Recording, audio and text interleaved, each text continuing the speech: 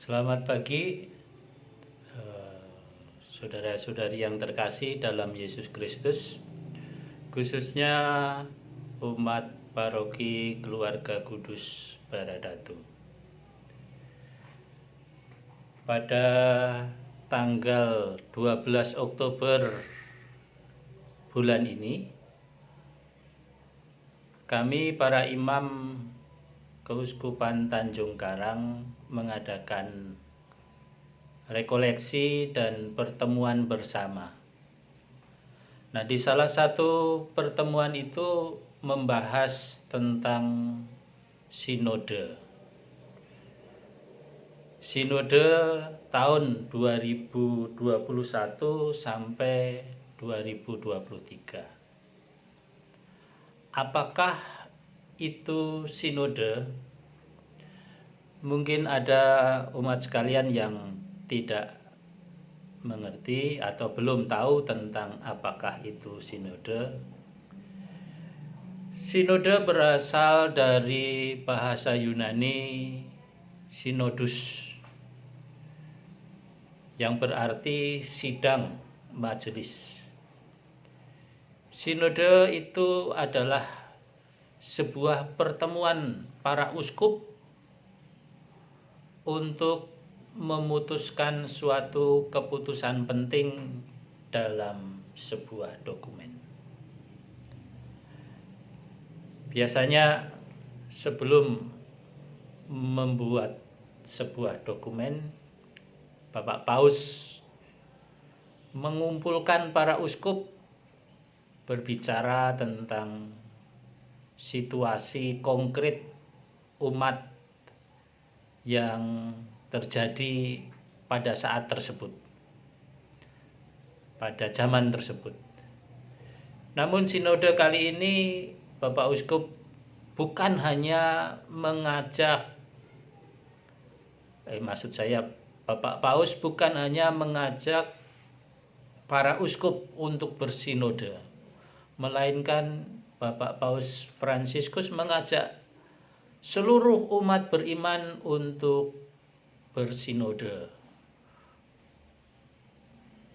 Itu berarti di setiap keuskupan dan di setiap paroki kita diajak untuk mengadakan sinode.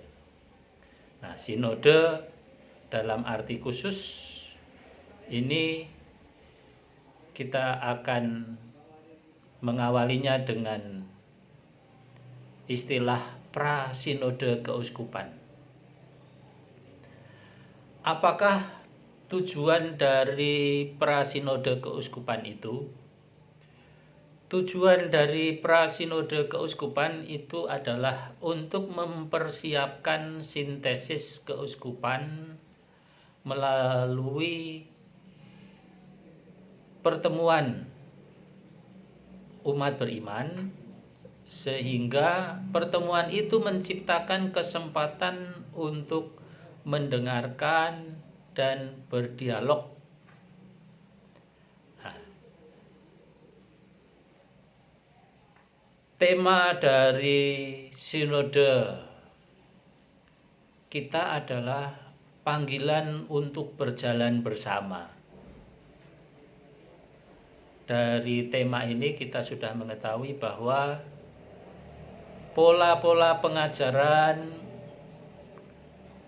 pola-pola rapat yang dipimpin hanya satu pemimpin, lalu mendominasi suara, pola-pola pengajaran pastor sentris atau tokoh-tokoh tertentu yang hanya itu saja berbicara dan didengarkan, itu hendak ditinggalkan. Melalui sinode ini kita diajak untuk menghargai dan mendorong supaya seluruh umat beriman, umat yang ada, baik itu dari katakanlah bina iman anak, bina iman remaja, OMK, kelompok-kelompok kategorial, hingga orang-orang tua, manula, itu mengeluarkan suara, menyampaikan unek-unek, sharing dan lain sebagainya. Sehingga boleh dikatakan kita diajak untuk menghargai dan mendorong supaya domba-domba yang selama ini tidak terdengar suaranya bisa kita dengar embikannya. Tujuan dari prasinode ini nanti kita akan berusaha untuk menciptakan sebuah dokumen atau membuat sebuah dokumen. Dokumen yang baik itu berisi suara embikan domba-domba atau suara keluh kesah situasi konkret umat yang ada secara khusus di Paroki Keluarga Kudus Baradatu ini.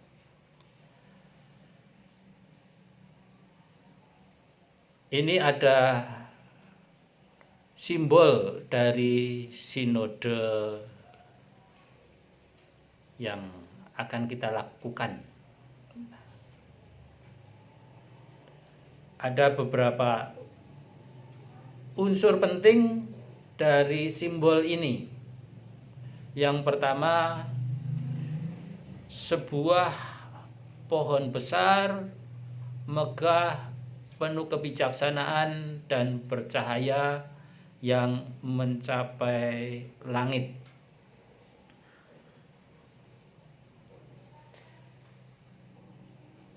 Logo ini menggambarkan sebuah tanda vitalitas dan pengharapan yang mengungkapkan salib Kristus.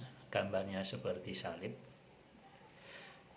Tanda ini juga memegang ekaristi, bulatan itu hosti. Bisa dibayangkan sebagai hosti yang bersinar seperti matahari. Cabang-cabang horizontal yang terbuka itu seperti sayap. Gambar Roh Kudus yang menunjukkan pada Roh Kudus.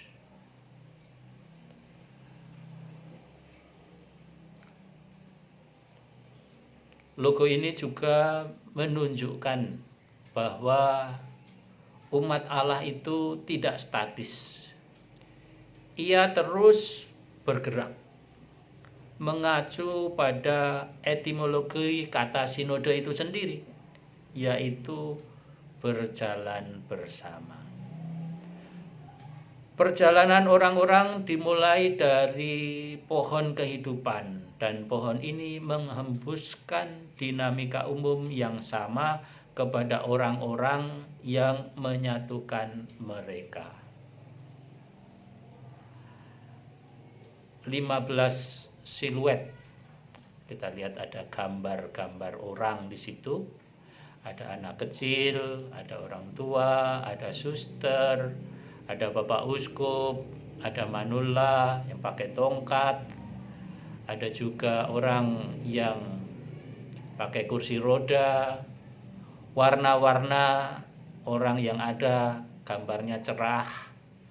15 orang ini termasuk juga anak yang digendong, yang pakai seperti warna hijau daun ini. Nah, itu ada orang yang digendong. Apa makna 15 siluet ini? Saudara-saudari yang terkasih, 15 siluet ini merangkum seluruh kemanusiaan kita dalam keragaman, situasi kehidupan, generasi, dan asal-usulnya.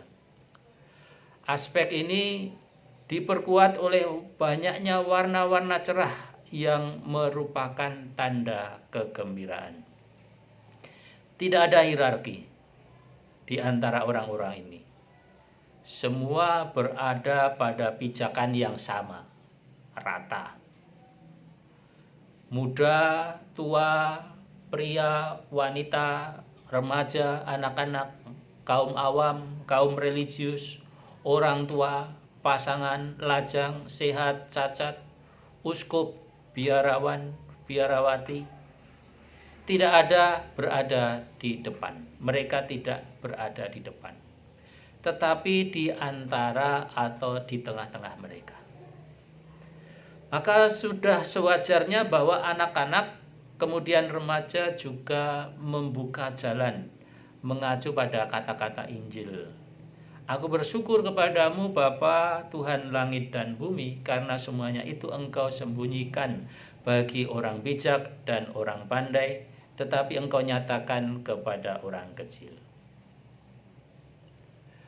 Garis dasar horizontal, sebuah panggilan untuk bersinode, bahwa gereja mengajak kita untuk bersinode, artinya berkumpul bersama membicarakan situasi real dari keadaan umat kita sekarang ini. Memang masa pandemi ini membuat kita terbatas untuk berkumpul bersama, maka nanti perlu kita pikirkan bagaimana bentuk berkumpul bersama itu.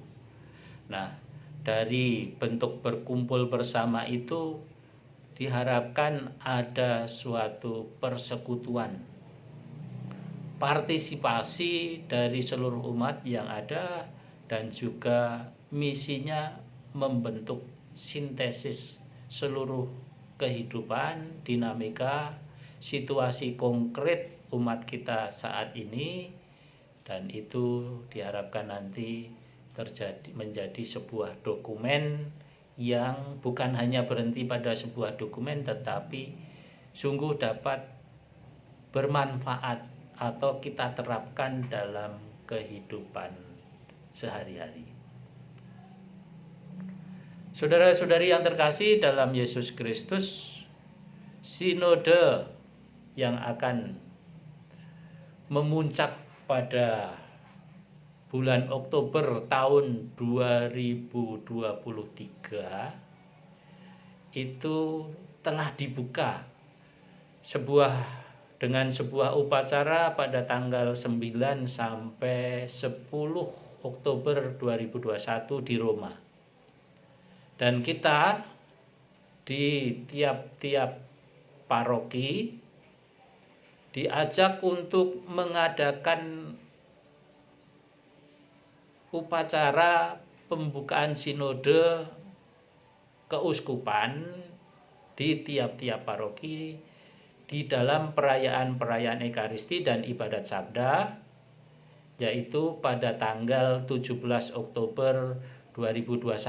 Artinya besok itu di stasi-stasi yang mengadakan ibadat atau perayaan Ekaristi diajak untuk mengingatkan umat atau mengajak umat bahwa kita akan mengadakan sebuah sinode, dan itu akan dibuka besok pada tanggal 17 Oktober. Sebenarnya sinode ini bukan sesuatu yang baru. Dulu waktu saya tugas di Depok, di Keuskupan Bogor, kami juga pernah mengadakan sebuah sinode. Nah, sinode itu tingkatnya ada tingkat stasi, kalau nanti di tempat kita ada tingkat stasi, lalu tingkat paroki, dan tingkat keuskupan. Tingkat itu pun juga ada sinode kategorial.